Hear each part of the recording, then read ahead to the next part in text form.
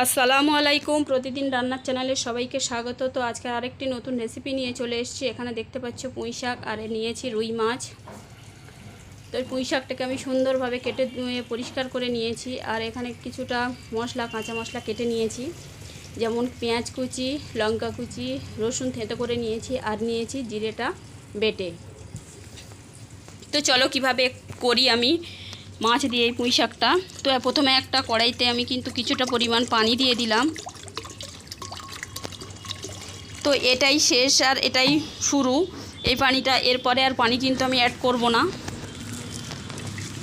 তো প্রথমে দেখো আমি যে কাঁচা পেঁয়াজগুলো সেগুলো কিন্তু একটু হাত দিয়ে ছাড়িয়ে দিচ্ছিলাম। তো এটা দিয়ে দিলাম। তারপরে দিয়ে দেব আমি কাঁচা পাকা যে লঙ্কাটা কেটে রেখেছিলাম সেটা। তো এখানে আমার কাছে অল্প পরিমাণ আছে, তোমরা চাইলে পুরোটাও কিন্তু কাঁচা লঙ্কা দিয়ে করতে পারো। শাক জিনিসটা কাঁচা লঙ্কা দিয়ে করলে ভালো লাগে। তো এখানে যে রসুন রেখে দিয়েছিলাম সেই রসুনটাও কিন্তু থেঁতো করার ছিল, সেটাও দিয়ে দিলাম। আর দিয়ে দিলাম হলুদ। তারপরে দিয়ে দেব লঙ্কার গুঁড়ো। যেহেতু আমি কাঁচা লঙ্কা দিয়েছি তাই অল্প পরিমাণ দিলাম। তো তারপরে দিয়ে দিলাম পরিমাণ মতো নুন। আর এবারে দিয়ে দেব কিন্তু আমি সরষের তেল। তো এটাকে আমি গ্যাসের উপর বসিয়ে গ্যাসটা অন করে দেবো। এতে আর আমি কোনো মশলা অ্যাড করব না। তো গ্যাসটা অন করে কিন্তু আমি একটা ঢাকা চাপা দিয়ে দিচ্ছি, ফুটেটা পর্যন্ত অপেক্ষা করব। তো দেখো ঝোলটা ফুটে উঠেছে। আর এরপরেই কিন্তু আমি কেটে ধুয়ে রাখা শাকটা দিয়ে দিচ্ছি একে একে।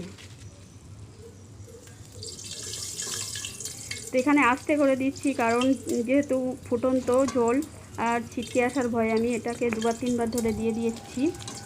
তো তারপরে কিন্তু আমি এটা সুন্দরভাবে নাড়াচাড়া করে নেব।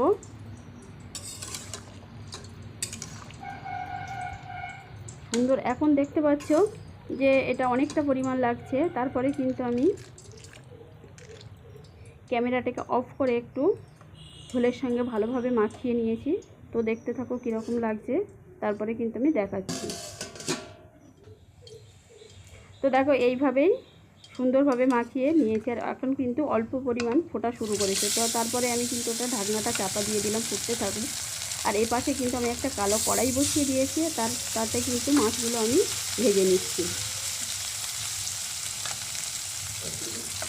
তো এই মাছগুলো আমি সুন্দর করে উল্টে পাল্টে ভেজে নেব, বেশি কড়া করব না।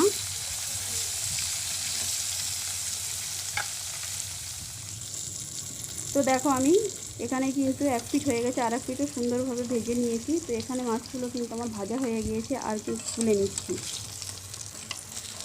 তো এরপরে কিন্তু আমি কড়াইয়ের ঢাকনাটা তুলব। তো বন্ধুরা, যে যেখান থেকে দেখছো সেখান থেকে কিন্তু আমার একটা লাইক দিয়ে দিও। তো এরপরে দেখতে পাচ্ছি আমি ঢাকনাটা তুলে নিয়েছি। আর এখানে যে ঝোলের পরিমাণটা ছিল কতটা কমে এসছে।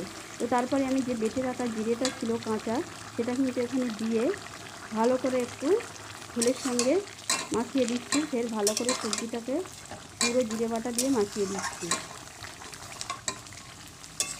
তো 2-1 সেকেন্ড পরে কিন্তু আমি ভেজে রাখা যে মাছ ছিল সেগুলো কিন্তু দিয়ে দেবো। অনেকটা পরিমাণ ঝোল কমে গেছে। আর এতে যেটুকু ঝোল আছে সেটাও কিন্তু অনেকটা আমি কমিয়ে দেবো। তো এখন দিয়ে দিচ্ছি ভেজে রাখা মাছগুলো। আর এই মাছগুলো কিন্তু আমি ঝোলের মধ্যে ভালো করে ঢুকিয়ে দেব, যাতে মাছটা সুন্দরভাবে মশলাগুলো মাছের ভিতরে যায়।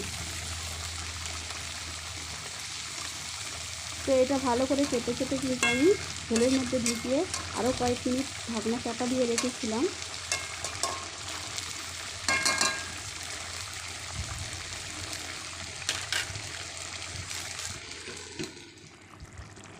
তো দেখো তারপরে কিন্তু আমি ঢাকনাটা তুলে নিয়েছি। আর এখানে কিন্তু দেখতে পাচ্ছ ঝোলের পরিমাণটা কিন্তু অনেকটা কমে গেছে। এবার কিন্তু আমি নামিয়ে নেব। কিন্তু নামানোর আগে আমি একটু ভাজা মশলা ব্যবহার করলাম। এটা হলো জিরে ভেজে আমি গুঁড়ো করে নিয়েছিলাম। তো এটা দিলে কিন্তু সুন্দর একটা গন্ধ আসে। তো এটা দিয়ে কিন্তু তোমরা একটু চাপা দিয়ে রাখবে। এরপরে কিন্তু আমি এটাকে নামিয়ে নেব। তো গ্যাসটা অফ করে দিয়েছি। তো দেখো তো বন্ধুরা, ভিডিওটা যদি ভালো লেগে থাকে একটা লাইক, কমেন্ট, শেয়ার, অবশ্যই কিন্তু সাবস্ক্রাইব করে পাশে থেকে